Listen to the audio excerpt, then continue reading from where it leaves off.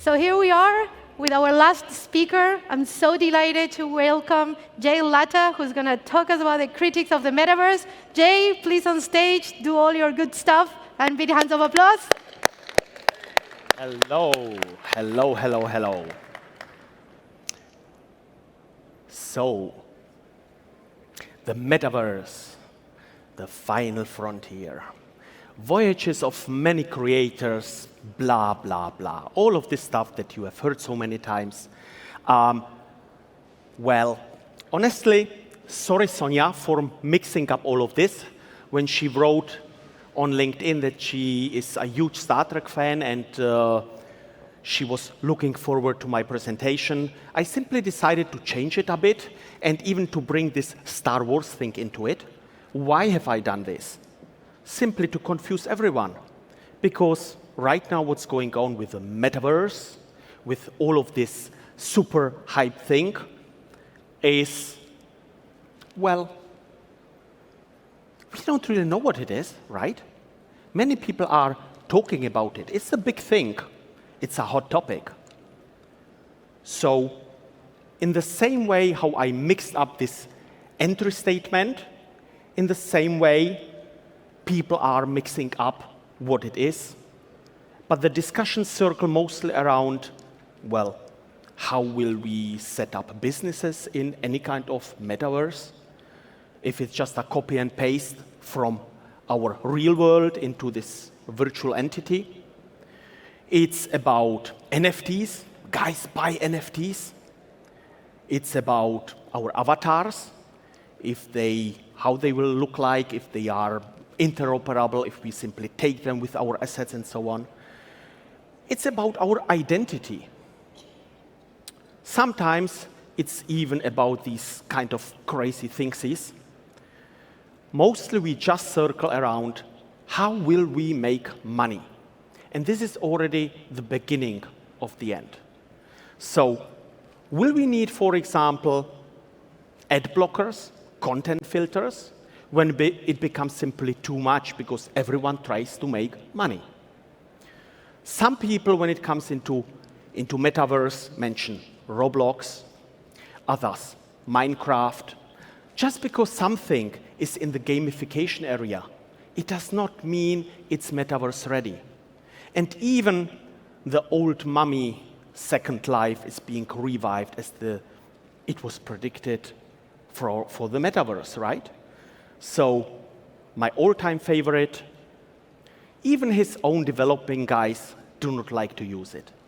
So all of these meta consultants that have a voice right now that are explaining the businesses how to make crap loads of money, that it's a 8 trillion, 13 trillion, 15 gazillion dollar business. Are we on the right track? When we are looking into these elements of the metaverse, we always see the same old soup. Creating a new type of bullshit bingo, right? So, the metaverse, this phrase, is just describing technologies that are out there for decades. They just merge into each other. It's AI, it's VR, AR, MR, and so on and so on. All of these digital technologies. So we should avoid closed verses in the metaverse. We can make the metaverse a real metaverse, a connected entity that connects several verses. Maybe we could call it, let's say, Omniverse. Oh no, not possible. This is owned by NVIDIA.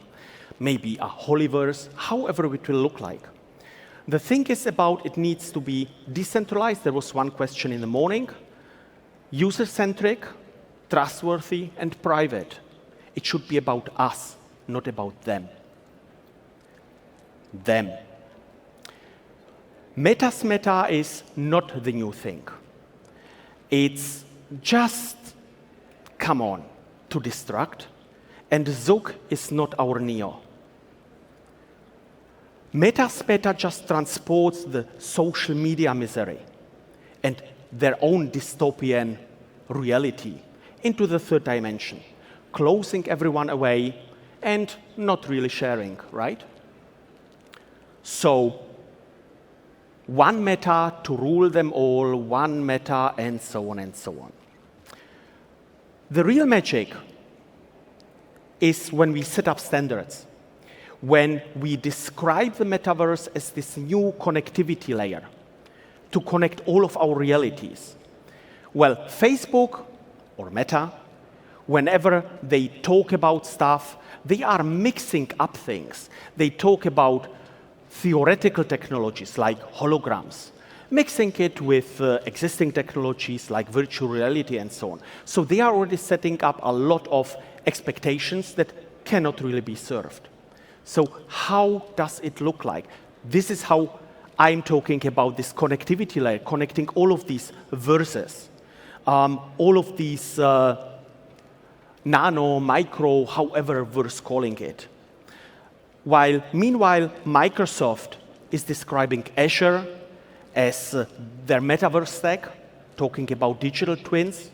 It could be so much more. And when this guy talks about, I doubt that people know what the metaverse is, well, he's right. At the same time, I'm doubting that he knows it. The biggest superpower, what we've also heard in the morning from Ori, the biggest superpower is the XR. It's the thing that helps us to understand. It's the visualization.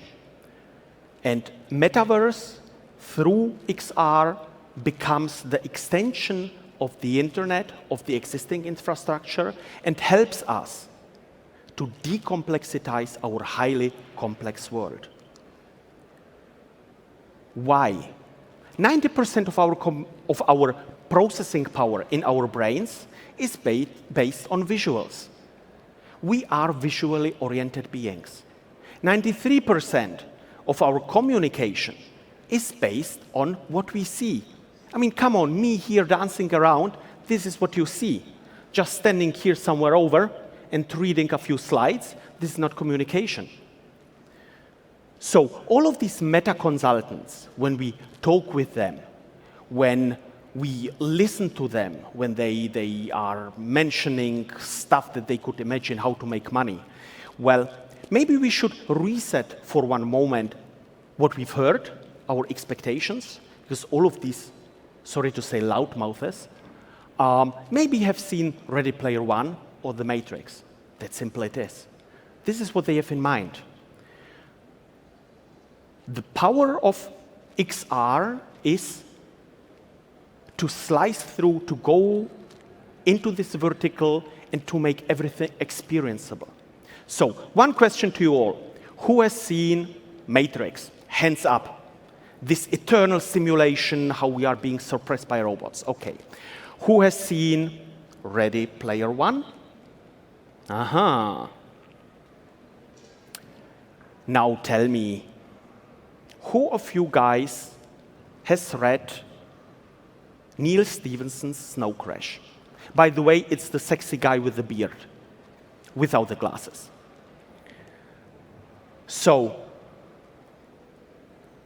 more people have seen Matrix, Ready Player One than have read Snow Crash. Mostly, when people are referring to Neil Stephenson's Snow Crash, they talk about it's the dystopian description of a society when people are being locked away, yada, yada. They are describing Ready Player One, right? When the world is so worn down, when it's really something, ugh.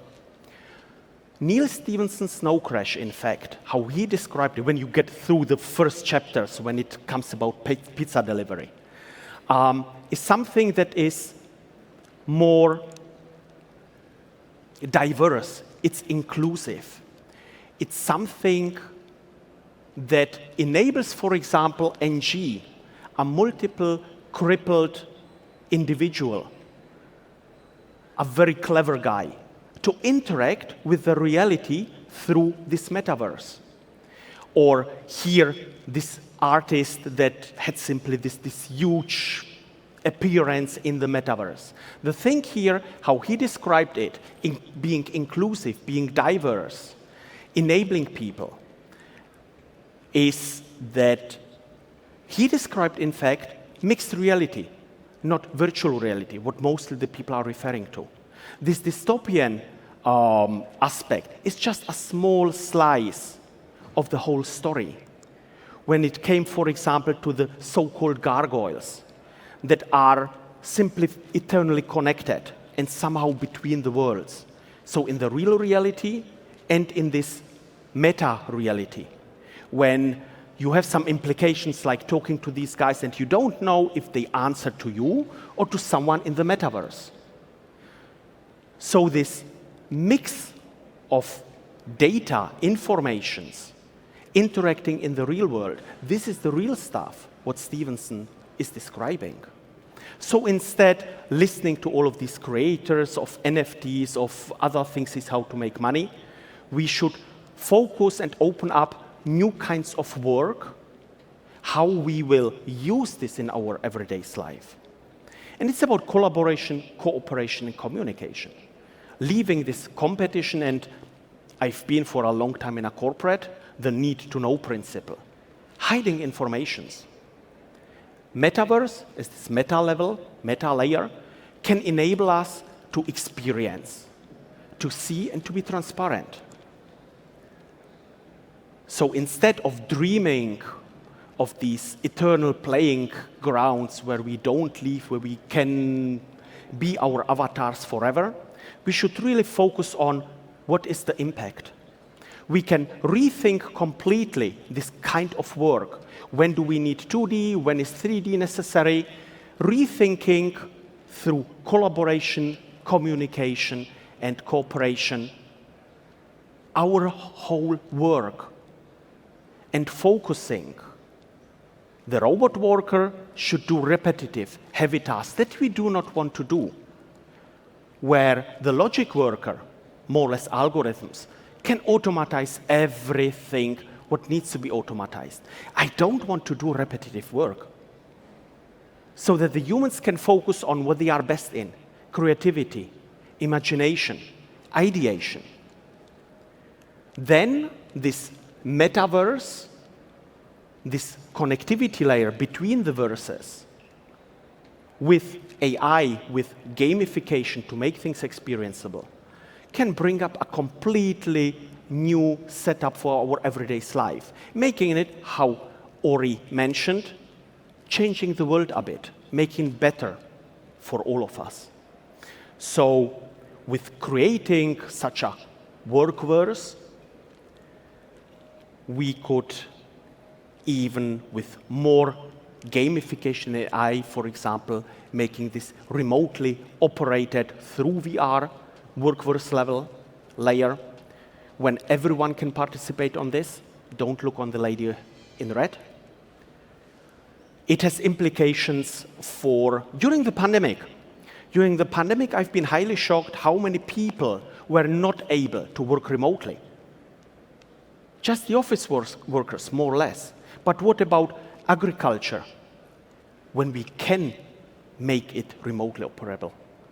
In mining, this is, for example, something from China.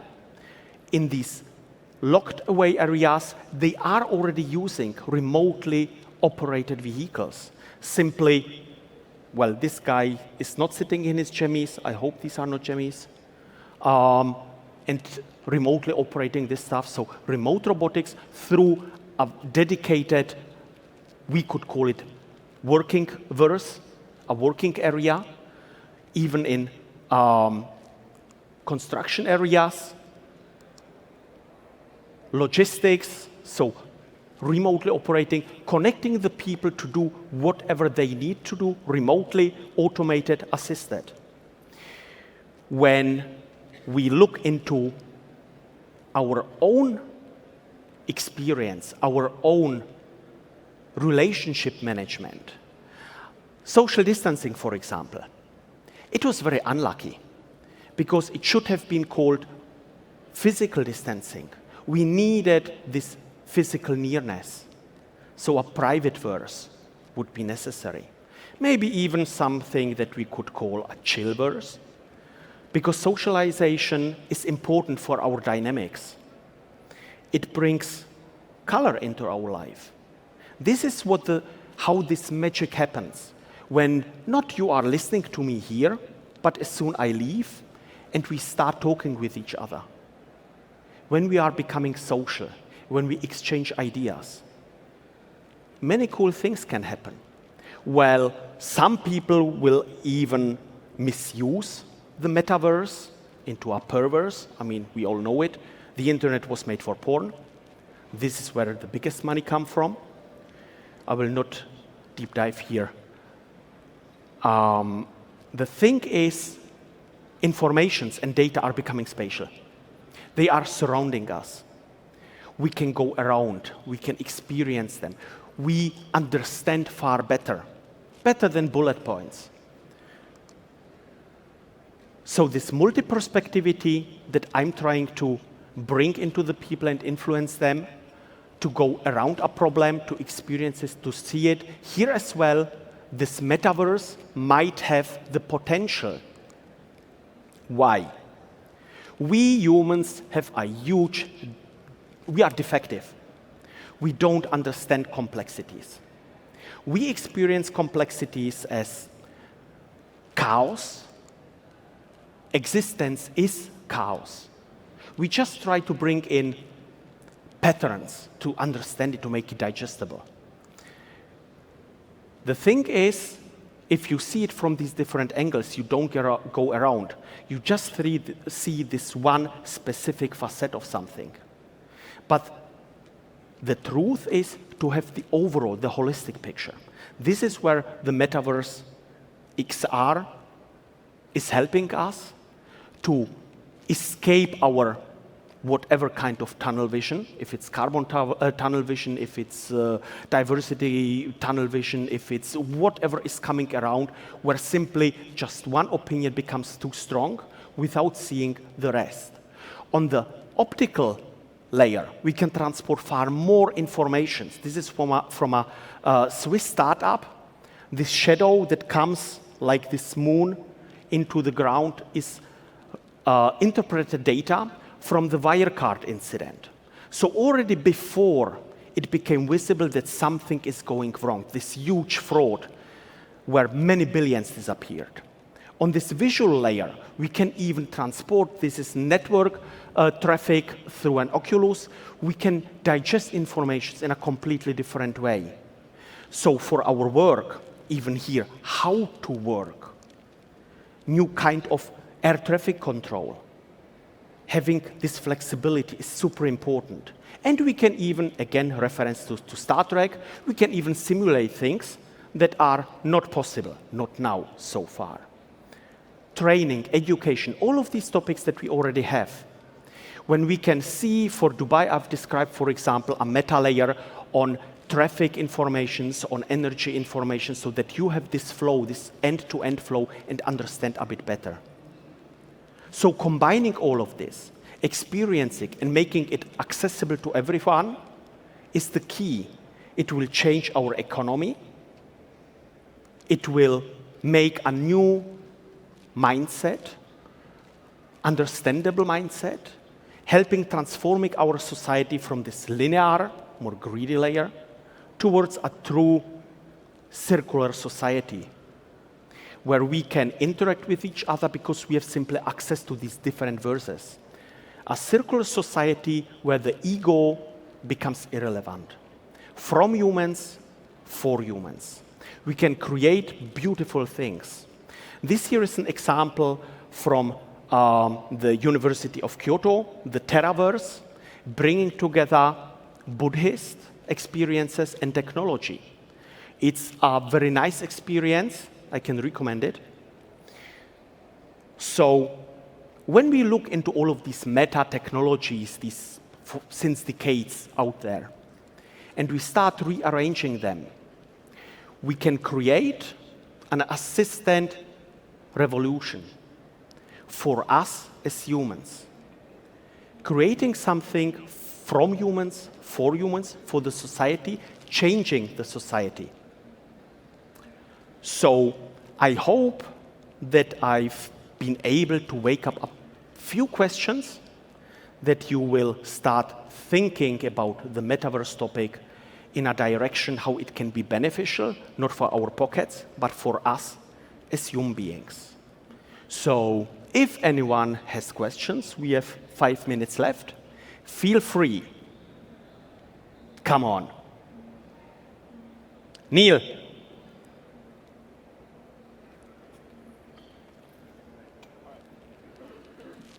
Hey, Jay. I loved your talk. Why? Yeah, there's still, it's almost like a mode of engagement rather than something that needs an immediate answer. You know, I think knowing you a little bit, I feel like there's just, you know, there's this living of the why.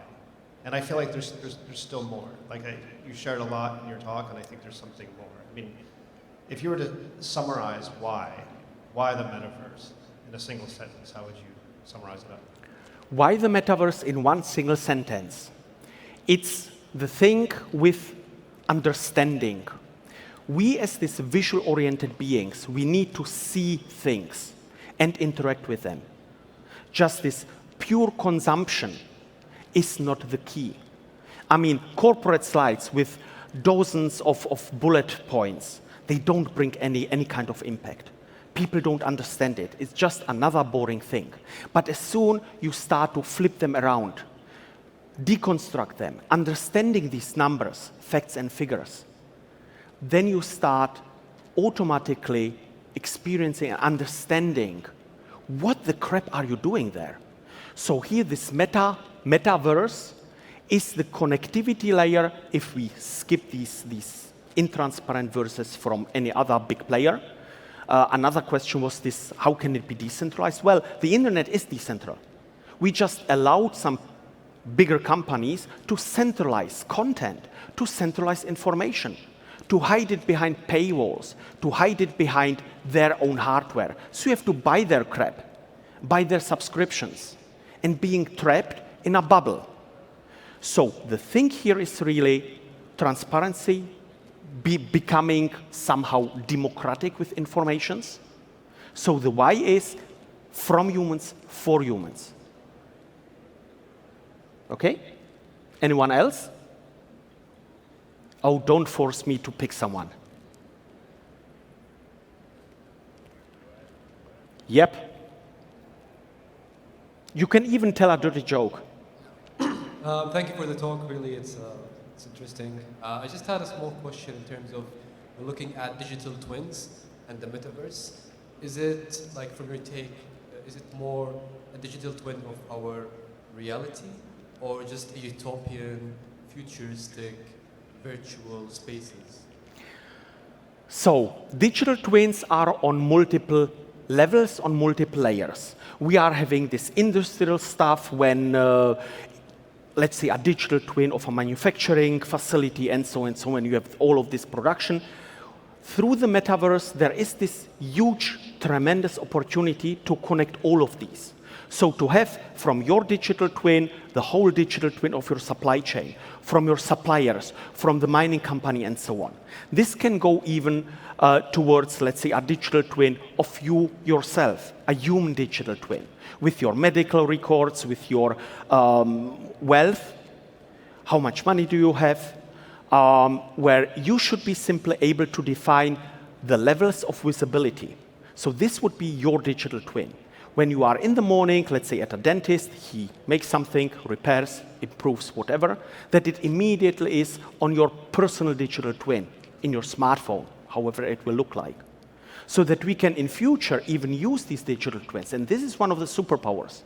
We can use these digital twins to predict, to see where are bottlenecks, if in manufacturing or in your health. The better we understand this, the better they are connected. A digital twin of a vehicle, digital twin of a city.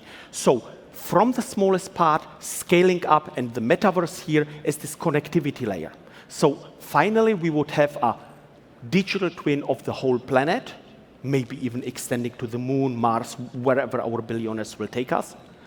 And this is the main thing, this interaction through the metaverse, how Stevenson described it.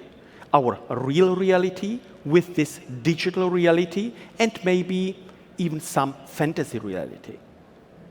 All right, thank you. Sure.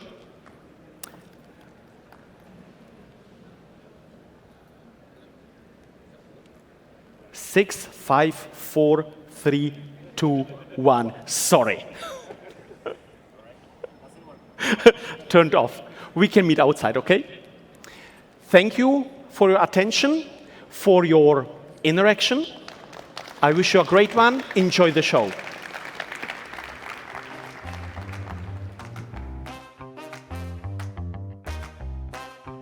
So thank you everyone for being here with us today this morning. Hope you've enjoyed it. Just a few reminders, there's no food inside the pavilion, but there are great, fantastic restaurants outside that you can go taste the Portuguese food if you like, and be ready to come back at 12:30 for our next panel. And thanks again to our sponsors, in particular the talk that Pico did today morning. Thank you. We'll see you later.